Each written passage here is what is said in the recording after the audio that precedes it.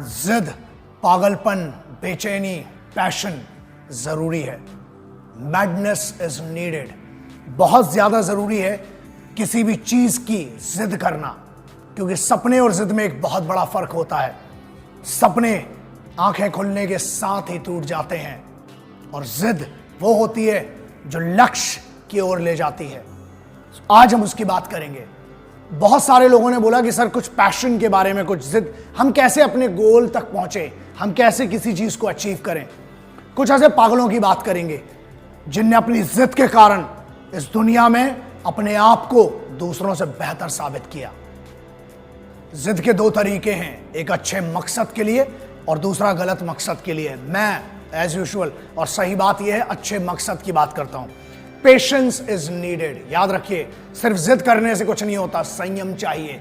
Remember one line what I learn from my father, victory might be worshipped by the fighters but the same victory has always been a slave to the warriors. ये आपको decide करना है कि आपको उस victory को अपनी जिंदगी में क्या रखना है, उसके लिए कितनी जिद करना है। और पेशेंस, फॉर एग्जाम्पल, एक दिन में ना कोई सचिन तेंदुलकर बनता है, एक दिन में ना कोई डॉक्टर एपीजे अब्दुल कलाम साहब बनता है, ना एक दिन में कोई भी आदमी एक दिन में नहीं बना है। उनने अपने सपने देखना बुरा नहीं है दोस्त, लेकिन उस सपनों के लिए मेहनत करना बहुत जरूरी है। जिद क्या है? जिद एक एहसास है दूसरों से बेहतर बनने का। जिद उस बात से करो ना कि I want to prove myself better. किस चीज की जिद? कि पापा मम्मी ने कुछ नहीं दिया तो उस चीज की जिद, या पेरेंट्स को जिद होती है कि मेरा बेटा ऐसा ही करेगा। सॉरी, मैं यूथ के बारे में बात कर रहा हूं। मैं बहुत बड़ा फैन हूं यूथ का, और मैं हमेशा कहता हूं ये छाती पे देख लो, ये और ये कौन है? ये जिद्दी लोग थे जिनने एक मकसद के लिए एक जिद की। आज सुभाष बाबू को ले लीजिए, बहुत बड़े अलग अलग टॉपिक्स हैं जिसपे मैं बात करूंगा, लेकिन सिर्फ ये बोल रहा हूं ये जिद्दी लोग तो जो मेरी छाती पे लगे हुए हैं, इनने कुछ जिद की एक अच्छे कारण से। और ऐसे ही मैं कुछ मॉडर्न हीरोज की बात करता हूं, लेकिन उसके पहले सिर्फ एक डेफिनेशन देंगे, what is victory, what is success. हर आदमी के लिए सक्सेस की मतलब अलग होता है, जीत का मतलब अलग होता है। जीत, याद रखना, कभी भी भीख में नहीं मांगी जाती है, छीनी जाती है। ताकतवर बनो, क्योंकि कमजोरों को या तो आंसू मिलते हैं या भीख। और एक बात याद रखना, ताकतवर बनना, डोले बनाने से, सिक्स पैक ऐप बनाने से कुछ ताकत नहीं आती है। ताकत मेन होती है दिमाग की। जिद दिमाग से होती है, बॉडी से नहीं होती है। बॉडी से जिद क्या करोगे? अकड़ के चलोगे क्या? वो जिद नहीं होती है। जिद होती है अपने आप को दूसरों से बेहतर साबित करने की। याद रखो, दूसरों को नीचा दिखाने से जीत नहीं मिलती है। अपने आप को मेहनत करके, ट्रेनिंग करके उनसे बेहतर करना, वो जिद होती है। जिद एक अच्छे कारण से हो तो बहुत अच्छी बात है। ऐसे जिद्दियों को लोग पागल कहते हैं, जैसे क्रांतिकारियों को लोग पागल कहा करते थे। याद रखना, उनमें इतनी तो दम थी कि इतिहास का हिस्सा है, और आज भी हम जैसे पागलों के लिए खुदा माने जाते हैं। मिट्टी के लिए मोहब्बत, वो भी एक जिद है जो हर सिपाही में होती है। वो जिद जरूरी है मेरे यारों, क्योंकि अगर जिद नहीं होती ना इस तिरंगे को दुनिया की सबसे बड़ी ऊंचाई पे ले जाने की, तो शायद सिपाही काम भी नहीं कर रहे होते। वो जिद है अपने आप को, अपनी मिट्टी की इज्जत करने के लिए। तो सिपाहियों में भी जिद है, हर आदमी में। जिसने भी इस दुनिया में, इस देश में कुछ बड़ा किया है ना, उसे लोगों ने जिद्दी कहा है, पागल कहा है। तो अगर कोई पागल कहे और जिद्दी कहे तो इसको अपने लिए मेडल मानना, क्योंकि याद रखना, इस पूरे देश में, पूरी दुनिया में बहुत कम ही है जिनको पागलपन की और पागलों की उपाधि मिली है। लोग अक्सर पूछते हैं कि सर कोई एक ऐसा गुरु मंत्र होता है। दोस्त, मैं क्या गुरु मंत्र दूंगा, मैं थोड़ी कोई बाबा हूं। लेकिन मेरी खुद की एक सोच है, एक समझ है, वो ये है कि जिद्दी बहुत हो, और वो जिद जरूरी है। लेकिन याद रखना, जिद कभी भी अपने माँ बाप से मत करना, जिद कभी भी अपनों से मत करना, जिद अपने आप से करना, वो बात बड़ी है। Attitude, everybody has a problem and this will remain the same for each and every individual. हमेशा प्रॉब्लम सबके लिए सेम है दोस्त, आपका एटीट्यूड उसको डिफरेंट बनाता है। मुझे याद है बाबूजी बचपन में हम लोगों को एक कहानी सुनाते थे। पानी जब बरसता है ना, तो पूरी चिड़ियां होती हैं जो वो अपने लिए घरौंदा ढूंढती हैं, शेल्टर ढूंढती हैं। ईगल इकलौता ऐसा होता है, गिद्ध, जो उस बारिश को चीरते हुए ऊपर जाता है, बादलों के ऊपर बैठता है एटीट्यूड से। अकेला गिद्ध सबसे अलग होता है। So the problems are going to be the same, but your attitude makes you different. उस एटीट्यूड की बहुत फर्क है। एक एग्जांपल देता हूं, मैं क्रिकेट बिल्कुल कोई ऐसा मेरे लिए कोई बहुत फॉलो नहीं करता हूं मैं क्रिकेट, लेकिन पुराने लोगों को फॉलो किया है। एग्जांपल देता हूं, कपिल देव साहब, सचिन तेंदुलकर जी, ये लेजेंड्स हैं, ये लेजेंड्स हैं। आप हर चीज पढ़ाई लिखाई नहीं होती है। कई बार अक्सर, जैसे मैं हमेशा कहता हूं कि जुबान से हो सकता है अच्छी बात ना करूं, मेरे हाथ पैर बहुत अच्छी भाषा बोलते हैं, तो डिपेंड करता है, वो मेरी जिद है, मेरी ट्रेनिंग है। सचिन तेंदुलकर साहब अब ये जिद की बात करते हैं, 89 में पाकिस्तान के दिग्गजों के सामने बैटिंग कर रहे हैं, जिनकी बॉल दिखती नहीं थी, सिर्फ आवाज आती थी निकलने की या लगने की। उस आदमी ने जिद की, नाक में बॉल लगी हुई थी, वकार यूनिस की वो बॉल जिसने नाक तोड़ दी थी सचिन तेंदुलकर की। 16 साल का छोटा सा बच्चा सचिन रमेश तेंदुलकर नीचे गिरा हुआ, उस तरफ नवजोत सिंह सिद्धू जो कि उस समय बहुत अच्छे फॉर्म में थे, 6 फुट 3 इंच का आदमी है, जिगर वाला आदमी है, पंजाबी। अंदर से एक आवाज आई, नाक फूटी हुई थी, उन्हें लगा कि मर गया ये बच्चा, अब क्या खेलेगा, सभी को ये लगा। इमरान खान ने अपने एक इंटरव्यू में कहा था कि I thought this boy would not survive more than 2-3 deliveries. नाक टूटी, खड़ा होता है वो छोटा सा बच्चा, नवजोत सिंह सिद्धू साहब के कान में एक आवाज आती है और वहां से एक बच्चा बोलता है मैं खेलूंगा। That's God said, मैग्नेस for victory. वो बच्चा खड़ा होता है, वकार यूनिस की एक बॉल पहले नाक टूटी हुई है, फट चुकी है, कॉटन लगा हुआ, खड़ा होता है, अगली बॉल में 2 कदम आगे बढ़ता है और उस पूरी सीरीज का सबसे लंबा छक्का मारता है और उसके बाद बोलता है तुझी, बोलता है, जिनको समझना है वो समझ गए, वो एक डायलॉग मारते हैं। वो जिद थी वो विक्ट्री की। बहुत लेजेंड्स हैं, लेकिन हाँ एक बात बहुत जरूरी है, बहुत लोगों ने मुझे बोला कि कुछ ऐसे हैं, बेवकूफ़ बोलता हूं मैं, शायद उनको बेटर वर्ड है उनके लिए, जिनने ऐसे लेजेंड जिसको द गॉड ऑफ क्रिकेट कहा जाता है उसके बारे में कुछ कहा। इवन लता ताई, जिनको सरस्वती का दर्जा है इस देश में, मतलब माँ का दर्जा दिया जाता है, जिनको सचिन तेंदुलकर जैसे जो खुद गॉड हैं क्रिकेट के, वो खुद आई बोलते हैं, मतलब गॉड की भी माँ, ऐसे के बारे में किसी कोई लौंडा है उसने कुछ कहा, आप समझ में नहीं आ रहा क्या रिएक्ट करूं, क्योंकि पहली बात तो इतना इंपॉर्टेंस नहीं रखते ऐसे लौंडे लपाड़ी, लेकिन बड़ी बात यह है कि यार परवरिश का बहुत फर्क पड़ता है।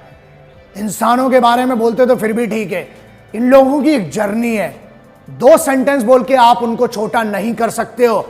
एंड इतनी छूट क्यों मिल रही है समझ में नहीं आ रहा है, बट ठीक है, आप लेजेंड्स के बारे में बोल रहे हो, आई कैन ओनली से कि इनको सद्बुद्धि मिले, क्योंकि आप जिनके बारे में बोल रहे हैं ना, जब तुम पैदा हुए थे, ये लौंडा 89-90s की बर्थ होगी इसकी, जब ये पैदा हुआ था ना, उस समय लता दीदी हजारों गाने गा चुकी थी और अपने आप को प्रूव कर चुकी थी। जब ये लौंडा पैदा हुआ होगा ना, उस समय सचिन तेंदुलकर साहब दुनिया के सबसे फास्टेस्ट बॉलर्स को फेस कर रहे थे और छक्के मार रहे थे और जिद कर रहे थे इस देश के लिए कुछ करने की।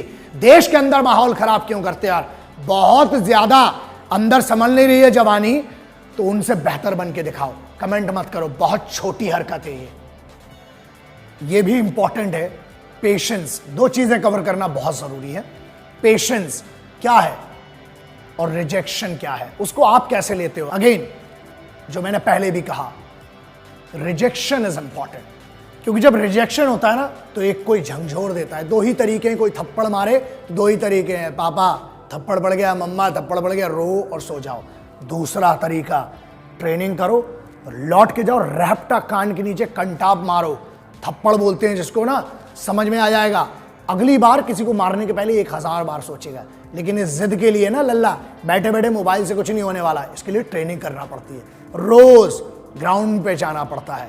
आप जिस भी फील्ड में हैं, जिद करना बहुत जरूरी है। रिजेक्शन इज इंपॉर्टेंट, और रिजेक्शन के बाद डिसहार्टन मत हो। याद रखना, हर किताब में, बड़ी बड़ी किताबों में ये लिखा है, मैं बाबा नहीं, मुझे समझ में नहीं आती किताबें और अनपढ़ सा आदमी हूं, लेकिन हर किताब में एक चीज जरूर लिखी है कि जो होता है अच्छे के लिए होता है और प्रेजेंट में जियो। जो हो चुका वो हो चुका है यार, आगे की बहुत ज्यादा मत सोचो, प्रेजेंट में क्या कर सकते हो। हम प्रेजेंट में सिर्फ एक ही चीज कर सकते हैं और वो है ट्रेनिंग करना अपने आप की। आप जिस भी फील्ड में हो, तैयारी तगड़ी होगी ना तो फिर डर नहीं लगता है, लेकिन अगर तैयारी में कहीं मक्कारी की है तो पक्का डरोगे।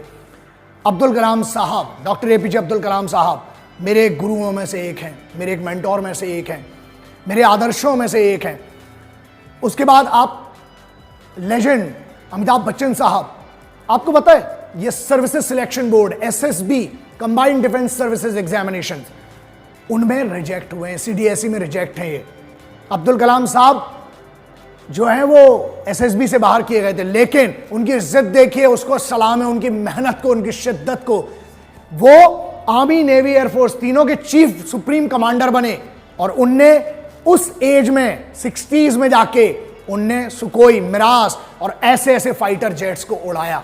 तो उनने एक जिद की उससे बेहतर बनने की। सचिन तेंदुलकर साहब हों, बड़े बड़े आप लेजेंड्स को ले लीजिए, याद रखना लेजेंड्स एक दिन में नहीं बनता है और लेजेंड्स घर में बैठ के कोई नहीं बनता है, बाहर जाना पड़ता है, अपने आप को तपाना पड़ता है। प्लीज रिमेंबर, सोना भी हो चाहे कुछ भी हो, तपते हो तभी बनते हो। रिजेक्शन की बात है, जब कोई लात मारता है ना पीछे से, तो बस ये बात महसूस करना कि बॉस पीछे लात पड़ी है, मतलब 2 कदम आगे जाएंगे। कोई बात नहीं, धोखेबाज हमेशा मिलेंगे जिंदगी में, लेकिन हम भरोसा करना नहीं छोड़ सकते। सपने कम, मेहनत ज्यादा, सोचना कम, काम ज्यादा, शिकायतें कम और शुक्रिया ज्यादा। आपको बहुत कुछ मिला है दोस्तों, कम से कम शरीर तो काम करने लायक मिला है। बस आपको दिमाग ट्रेन करना है, जिद करना है और बहुत जल्दी आपको वो चीज, एक बात बहुत छोटी सी है लेकिन समझने वाली है, अगर दूसरा किसी चीज को पा सकता है तो आप क्यों नहीं।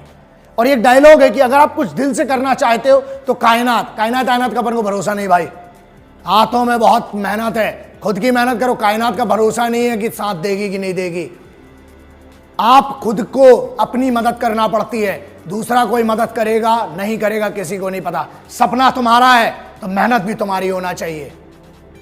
सपने कम देखना है, मेहनत ज्यादा करना है। और ये जो लोग कहते हैं ना कि sporting spirit, oh no problem, we came here to play, somebody has to win, somebody has to lose। एक मिनट, कुछ नहीं होता ये सब जीतने आते हैं और हार जाते हैं तो बाबा बन जाते हैं कि नहीं नहीं नहीं नहीं, वो तो क्या है कि स्पोर्टिंग स्पिरिट कुछ नहीं होती है। खेल में 2 ही चीजें होती हैं, या तो जीत होती है, हार होती है। और अगर तैयारी तगड़ी है ना तो हमें जीतना है। हारने वालों को कोई नहीं पूछता। चांद पे पहला कौन आदमी गया था सबको याद है, दूसरा कौन गया, किसका चच्चा था, किसी को नहीं याद है। याद रखिए, पहला बनना बहुत जरूरी है, उसके लिए जिद बहुत जरूरी है।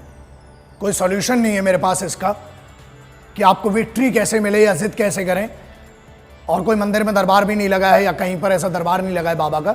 लेकिन एक बात बहुत सिंपल सी है जो कोशिश की जा सकती है कि no mercy in the training if you actually want to survive in the battle of life. Training तगड़ी करोगे ना, आने तो सिचुएशन देखी जाएगी। एक और सिचुएशन तो है, कोई भी आके मार नहीं सकता है, ये उसके हाथ में था, है और रहेगा। हम कर्म करेंगे और तगड़ा कर्म करेंगे, देखते हैं जीत कितनी दूर तक भागती है। सुना है बड़ी खूबसूरत सी है, और अगर खूबसूरत सी है तो मेरी क्यों नहीं। शिकायतें कम, मेहनत ज्यादा। अपने आप से खुद से बात करो, शिकायत करो कि दोस्त क्या सब कुछ मैं सही कर रहा हूं। याद रखना, the justice is known by you. सिर्फ आपको पता है वो चीज कि आप कहां गलत कर रहे हो। किसी दूसरे से मत सॉल्यूशन पूछो, that is with in you.